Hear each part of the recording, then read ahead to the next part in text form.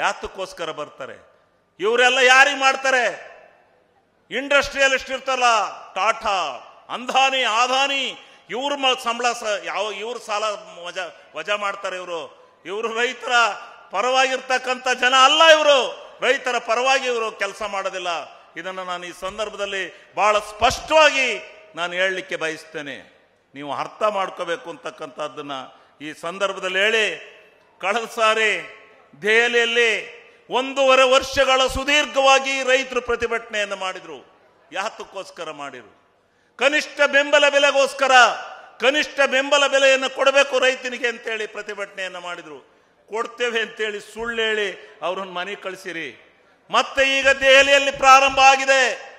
ಆ ರೈತರ ಪ್ರತಿಭಟನೆಯಲ್ಲಿ ನೀವು ಕೊಚ್ಚಿ ಹೋಗ್ತೀರಿ. ಸರಿಯಾ? ಯಾವುದೇ ಇದಕ್ಕೆ ರಾಜಿ ಇಲ್ಲ.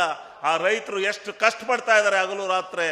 ಅವರ ಪ್ರತಿಭಟನೆ ಅವ್ರ ನ್ಯಾಯಸಮ್ಮತವಾಗಿದೆ. ನಮ್ಮ ಕೊಬ್ಬರಿ ಬೆಲೆನೂ ಅದರಲ್ಲಿ ಸೇರಿದೆ. ಕನಿಷ್ಠ ಬೆಂಬಲ ಬೆಲೆಯನ್ನ ವರ್ಷ ಇಡೀ ಕೊಡಬೇಕು ಅಂತಕ್ಕಂಥದ್ದು ನಮ್ಮ ವಾದ.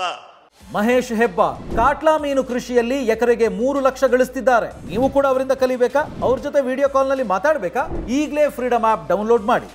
ಆ ಕೊಬ್ಬರಿ ಬೆಲೆಯನ್ನ ತೆಗೆದುಕೊಳ್ಳಕ್ಕೆ ಇನ್ನೂ ಹಿಂದೆ ಮುಂದೆ ಎಣಿಸ್ತಾ ಇದ್ದಾರೆ. ಸಿದ್ದರಾಮಣ್ಣನ ಕೇಳ್ಕೊಂಡು 1,500 ರೂಪಾಯಿಗಳ ಹಣವನ್ನ ಸಹಾಯಧನವಾಗಿ ಇವರು ನಮ್ಮ ಕೊಬ್ಬರಿ ಕೊಂಡ್ಕೊಂಡು 12,000 ಕೊಡ್ತಾರೆ.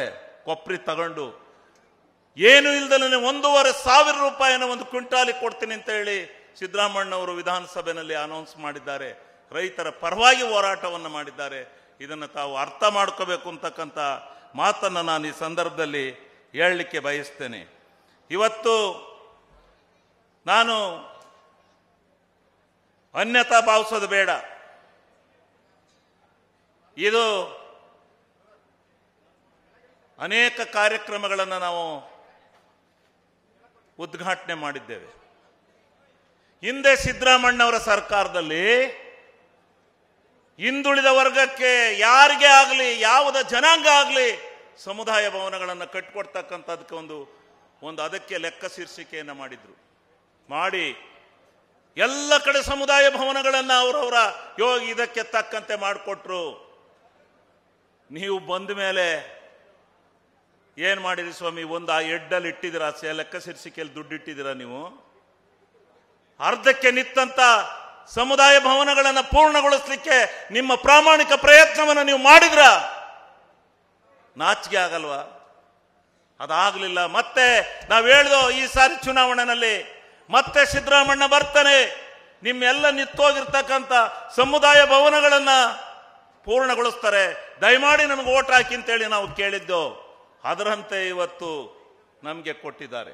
ನಿಜ, ಅರಸೀಕೆರೆ ತಾಲೂಕಿನಲ್ಲಿ ವಿಭಿನ್ನವಾಗಿ ಎಲ್ಲ ಸಮುದಾಯದವರಿಗೆ ಭೂಮಿಯನ್ನು ತೆಕ್ಕೊಟ್ಟು ಎಲ್ಲ ಸಮುದಾಯದವರಿಗೆ ಸಿದ್ದರಾಮಣ್ಣನವರ ಆಶೀರ್ವಾದ ಬಲದಿಂದ ಸಮುದಾಯ ಭವನಗಳನ್ನು ಮಾಡಿಕೊಟ್ಟಿದ್ದೇವೆ. ಅದರಲ್ಲಿ ಈಗ ಉಳಿದಿದ್ದಂತ ಶ್ರೀಕೃಷ್ಣ ಯಾದವಾನಂದ ಸಮುದಾಯ ಭವನ ಯಾದವ ಸಮುದಾಯಕ್ಕೆ 1 ಕೋಟಿ ರೂಪಾಯಿ ಹಣವನ್ನು ಇವತ್ತು ಗುದ್ಲಿ ಪೂಜೆಯನ್ನು ಮಾಡಿದ್ದೇವೆ. ಮಡಿವಾಳ ಮಾಚಿದೇವ 75 ಲಕ್ಷ ರೂಪಾಯಿಯನ್ನು ಕೊಟ್ಟು ಇವತ್ತು ಭೂಮಿ ಪೂಜೆಯನ್ನು ಮಾಡಿದ್ದೇವೆ. ಅದೇ ರೀತಿ ಇವತ್ತು ಏನು ಗಂಡಸಿಯಲ್ಲಿ ಒಂದು ಸಮುದಾಯ ಭವನ ಅರ್ಧಕ್ಕೆ ನಿಂತಿತ್ತು, ಕನಕ ಭವನ, ಅದನ್ನು ಪೂರ್ಣಗೊಳಿಸಲಿಕ್ಕೆ ನೀವು ದುಡ್ಡು ಕೊಡಲಿಲ್ಲ. ಇವತ್ತು 75 ಲಕ್ಷ ರೂಪಾಯಿಗಳನ್ನು ಕೊಟ್ಟಿದ್ದೇವೆ. ಅದಾದ ಮೇಲೆ ಅಂಚೆ ಕೊಪ್ಪಳಲ್ಲಿ ಇದೇ ಕನಕ ಭವನ, ಒಂದು ದೊಡ್ಡ ಕನಕ ಭವನ ನಿಂತಿತ್ತು, ಅದಕ್ಕೆ 5 ವರ್ಷಗಳಿಂದ ನಿಂತಿತ್ತು. ಇವತ್ತು ಅದಕ್ಕೆ 75 ಲಕ್ಷ ರೂಪಾಯಿಯನ್ನು ಕೊಟ್ಟಿದ್ದೇವೆ.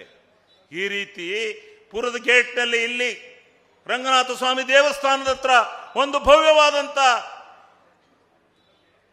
ಸಮುದಾಯ ಭವನವನ್ನು ಕಟ್ಟಬೇಕು ಅಂತಕ್ಕಂಥ ನಿಟ್ಟಿನಲ್ಲಿ ಹೋರಾಟ ಮಾಡಿದ, ಅದಕ್ಕೆ 75 ಲಕ್ಷ ಕೊಟ್ಟಿದ್ದೇವೆ. ಈ ರೀತಿ ಎಲ್ಲ ಸಮುದಾಯ ಭವನಗಳಿಗೂ ಸಿದ್ದರಾಮಣ್ಣೇ ಬರಬೇಕಾತು ನಿಮಗೆ ದುಡ್ಡು ಕೊಡ್ಲಿಕ್ಕೆ. ಮತ್ತಾರಿಗೂ ನಿಮಗೆ ಕನಿಕರ ಬರಲಿಲ್ಲ. 4 ವರ್ಷಗಳ ಕಾಲ ನೀವು ಆಡಳಿತವನ್ನು ನಡೆಸಿದ್ರಿ.